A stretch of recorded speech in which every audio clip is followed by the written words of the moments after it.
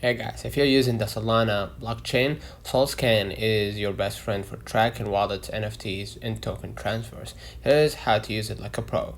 Go to solscan.io. You'll see a big search bar at the top. That's where the magic happens. Enter your wallet address, transaction ID, or token name.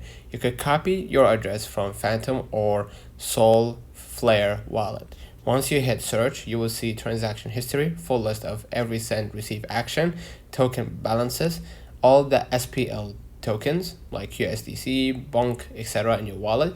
NFTs tab shows every NFT you've minted or bought. Click on any transaction hash to see detailed info, sender, receiver, amount, fee, and confirmation status.